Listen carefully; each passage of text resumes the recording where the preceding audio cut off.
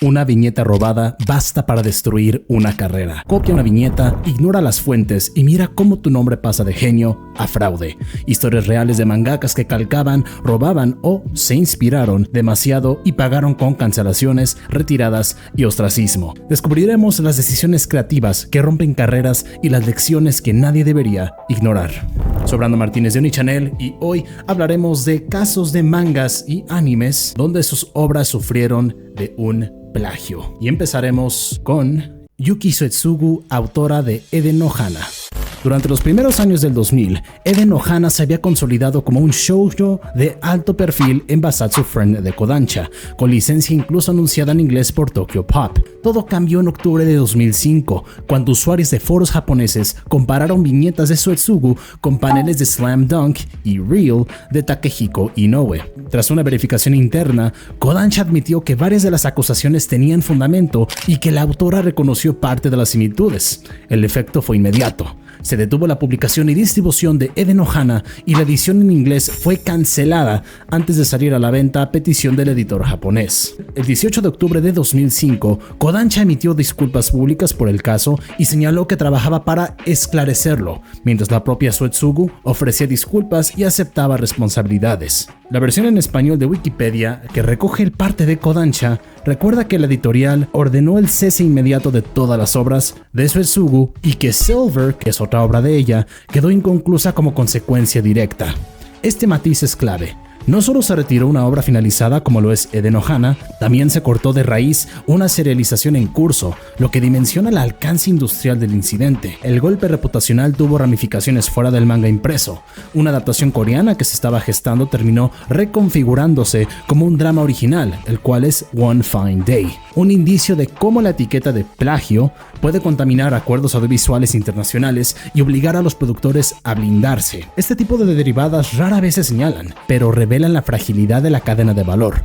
Una polémica en papel puede deshacer meses de negociaciones multiplataformas. En el corto plazo, Suetsugu se retiró de la escena editorial y en el mediano plazo reapareció en 2007 en la revista de Be Love Why y con el tiempo reconstruyó su carrera con Chihaya Furu, que es uno bastante conocido y que tiene una muy buena adaptación de anime. Esa narrativa de retorno convive con el precedente editorial que dejó Eden no Hana, la admisión oficial del problema, la retirada de stock y la cancelación de líneas abiertas. Pocas veces Kodansha actúa con ese paquete completo de medidas, lo que subraya la excepcionalidad del caso en 2005. El episodio, además, alimentó una conversación más amplia, a veces en medios especializados como Comic Press, sobre la delgada frontera entre inspiración, referencia y calco, incluida la polémica de espejo sobre si algunos paneles de Inoue reproducían fotografías de la NBA, aunque ese debate paralelo no es culpa a Suetsugu, mostró cómo la cultura de referentes visuales en el manga carecía entonces de estándares compartidos y transparentes para acreditar fuentes en materiales fotorrealistas. Y mirado con distancia, Eden no Hana se convirtió en un caso escuela. Evidenció que las editoriales responderían con medidas drásticas si había reconocimiento de similitudes sustantivas, que los licenciatarios extranjeros podían verse arrastrados por la decisión original y que el costo para la autora no era solo inmediato, sino largo plazo, obligándola a reconstruir confianza con lectores y socios. Es, en suma, un punto de inflexión temprano de la era de Internet y la comparación de imágenes, aplicada pues al manga comercial. Rin Yoshi con Switch. En enero de 2007, lectores detectaron que ilustraciones del manga Switch, recién realizado en la revista Cookie de Shueisha, replicaban con precisión fotografías del número de noviembre de 2006 de la revista de moda Sweet. La alerta no vino de competidores ni de abogados, sino de fans que cotejaron imágenes y publicaron comparativas, detonando la verificación editorial. La reacción de Cookie fue inusualmente rápida para la época. En una carta pública, el departamento editorial confirmó el plagio, y como consecuencia, Switch fue retirado de Cookie, pero la medida no se limitó a la serie señalada. 2 obras adicionales de la autora, Urabeyou Monai Hodoni y Silent Summer Snow, fueron suspendidas temporalmente para someterse a revisión por posibles contenidos plagiados. Esta contención preventiva muestra hasta qué punto la editorial entendió el problema como sistémico, no un incidente aislado de una sola entrega, y cómo los procesos de control de calidad debían endurecerse de forma transversal. El hecho de que el material de fuente proviniera de una revista de moda matiza el caso. No se trataba de una influencia estética difusa, sino de un conducto directo desde fotografía editorial a una viñeta impresa. Para el mercado, eso elevó el estándar probatorio. Las comparativas eran tan nítidas que el reconocimiento oficial resultó inevitable. En la práctica, también visibilizó un tipo de riesgo poco discutido entonces, la reutilización de poses y encuadres de catálogos y de revistas, donde los derechos suelen estar claramente delimitados. En términos reputacionales, Swatch no alcanzó la resonancia internacional como el caso de Eden Nohana, pero dentro del círculo profesional japonés se lee como un aviso para los navegantes. El trazado directo desde fotografía comercial conlleva responsabilidad legal y editorial, y, si se prueba, activa sanciones inmediatas. La carta de Cookie, que fue difundida junto a enlaces de comparación, se convirtió en un documento pedagógico sobre cómo reconocer y comunicar un hallazgo de plagio al público sin agravar el daño. Este caso también anticipó la consolidación de comunidades de vigilancia visual. El ojo entrenado del fandom, armados con escáneres de revistas y habilidades básicas de edición digital, adquirió poder real para auditar obras en circulación. Si 2005 había sido el año en que Internet tumbó un bestseller de Kodansha, 2007 confirmó que esa dinámica no era una anomalía sino un nuevo estado del ecosistema, ahora tocando a Cookie y a una autora que en plena serialización múltiple. A largo plazo, el caso de Swatch reforzó en editoriales Shoujo y Josei protocolos de chequeo interno sobre referencias fotográficas, aceleró la sensibilización de editores respecto a bancos de imágenes y licencias, y alimentó capacitaciones para autores sobre filmes de la calca desde fotografía.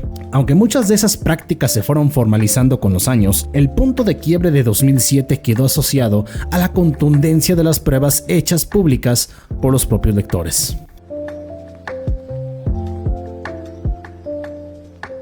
Antes de que se me pase, le mando los saludos a los miembros del canal. Tenemos en el nivel Kohai a Kaigaku, en el nivel Senpai a Alezeta y a Costa Ulises David, y en el nivel Sensei a Albieri. Muchas gracias por su apoyo, chicos, se les quiere. Homura Kawamoto y Aki Yamaguchi con el caso de Cheat Slayer en 2021. El 9 de junio de 2021 debutó en Monthly Dragon Age o Fujimi Shobo Kadokawa Isekai Teneisha Goroshi Cheat Slayer, un manga de venganza contra héroes isekai que abusan de poderes, o sea, los cheat. En pocos días, lectores y autores notaron que varios villanos parecían versiones apenas veladas de protagonistas de series populares del género. La polémica escaló con rapidez, pues el guiño superó la parodia genérica y se percibió como una identificación directa de obras y personajes ajenos. El 28 de junio de 2021, tras reinspección interna, la editorial anunció la cancelación con solo un capítulo publicado. En su comunicado oficial, Dragon Age reconoce similitudes en diseño de personajes y ajustes con otras obras, desarrollos y descripciones excesivos que pueden interpretarse como que denigran títulos específicos y falta de previsión sobre la reacción, asumiendo que hubo un problema en el criterio editorial de publicación. Es una pieza rara por su claridad. Admite fallas de edición y ofrece disculpas a autores y partes afectadas. La reacción pública no vino solo de lectores. Rifujin Namagonote, que es autor de Mushoku Tensei, expresó que hacer aparecer personajes reconocibles de otras obras y convertirlos en villanos para hacerles cometer actos viles cruzaba la línea aceptable. Ese matiz, no la parodia en abstracto, sino la descalificación personalizada y reconocible, es el núcleo del conflicto y explica por qué el caso activó alarmas legales y corporativas más allá de la mera sátira. El propio Homura Kawamoto emitió una disculpa pública en redes, asumiendo falta de consideración en la creación y comprometiéndose a aprender del incidente. Medios japoneses como Sponichi recogieron la declaración el mismo 29 de junio. En paralelo, portales de cultura pop contextualizaron el episodio como un caminar en la cuerda floja entre la parodia y la infracción, especialmente delicado cuando las obras aludidas están vivas, activas y bajo grandes corporaciones. En conjunto, todo configuró un cierre rápido y ejemplarizante. Más allá de la anécdota, Heath Slayer instaló un debate operativo. ¿Hasta dónde puede llegar un ataque satírico a tropos de Isekai sin convertirse en una imputación dirigida a los IPs identificables? En Japón, donde el fair use o el uso justo no opera igual como en Estados Unidos, la línea de seguridad suele ser más conservadora y el comunicado de Dragon Age deja por escrito el estándar que aplicará hacia el futuro. Evitar parecidos con nombre y apellido y evaluar no solo la forma, sino la intención aparente respecto de obras concretas. Como epílogo, Kawamoto no quedó inhabilitado. Poco después se anunció un nuevo trabajo y la industria lo reabsorbió, pero el recordatorio quedó grabado para editores y autores. La provocación puede ser una herramienta de marketing, pero si la diégesis necesita enmascarar a colegas reconocibles para humillarlos, el coste legal y reputacional es altísimo. El caso es paradigmático porque ocurrió en 2021, con redes, capturas y traducciones en tiempo real, y porque la decisión editorial fijó un precedente inmediato para todo intento de subversión dentro del Isekai. Y para finalizar, el incidente doujinshi de Pokémon de 1999. A finales de 1998, una artista aficionada de Fukuoka creó un doujinshi erótico protagonizado por Pikachu y Ash, personajes de Pokémon, y comenzó a distribuirlo en convenciones y mediante correos a seguidores en formato pequeño, el formato B5, y bajo el radar del mercado legal. Aunque el comercio de doujinshi era y sigue siendo una práctica tolerada dentro de círculos fandom, esta obra traspasó los límites cuando el contenido resultó explícito y no autorizado. El escándalo estalló el 5 de enero de 1999, cuando Nintendo, por favor no me bajes el video, junto con otras 3 compañías de derechos, presentó una queja formal, y apenas 8 días después, la policía de la prefectura de Kioto arrestó a la autora por violación a la ley de derechos de autor. Este hecho marcó un antes y un después. Nunca antes se había detenido a un artista de doujinshi por contenido erótico de personajes populares, convirtiéndose en un caso pionero en la regulación del fanart. Durante su detención de 22 días, la artista fue interrogada y posteriormente liberada con una multa por la venta de solo 5 copias a 600 yenes cada una, y por poseer cerca de 100 ejemplares con fines de distribución. Simultáneamente, una imprenta en la prefectura de Aichi fue multada con 73,000 yenes por impresión de 460 copias, ya que actuó como facilitadora del material ilegal. El impacto fue inmediato y profundo. Muchos artistas de doujinshi y tiendas de impresión en Japón comenzaron a replantearse los márgenes entre el fanart, sin ánimo de lucro, y obras explícitas que podrían atraer acciones legales. La comunidad de fans se estremeció al darse cuenta de que la tolerancia pues no era absoluta, especialmente cuando contenido sexual no oficial involucraba personajes de franquicias protegidas. Este caso también fue objeto de extensos estudios académicos sobre el estatuto de tolerancia en la cultura otaku. Se analizó cómo este arresto cambió la dinámica entre creadores y aficionados y titulares de derechos de IP, mostrando que la libertad creativa en el fanart tiene límites legales estrictos.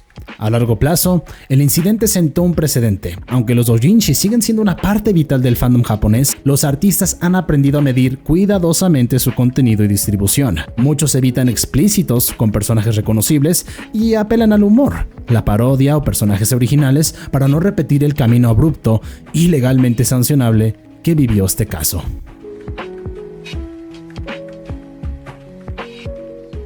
El plagio no es un atajo, es una sentencia que puede enterrar años de trabajo en un instante. Las repercusiones son reales y duras, legales, profesionales y morales. Y no solo afectan al autor, arrastran a editores, colaboradores y dañan la confianza del público. Proteger la originalidad significa proteger la salud creativa de todo el medio. Exige ética por parte de los creadores y controles responsables por parte de los editoriales. Como espectadores, nuestro escrutinio es una forma de vigilancia, pero también debemos distinguir entre castigo justo y linchamiento. Al final, la pregunta queda en el aire.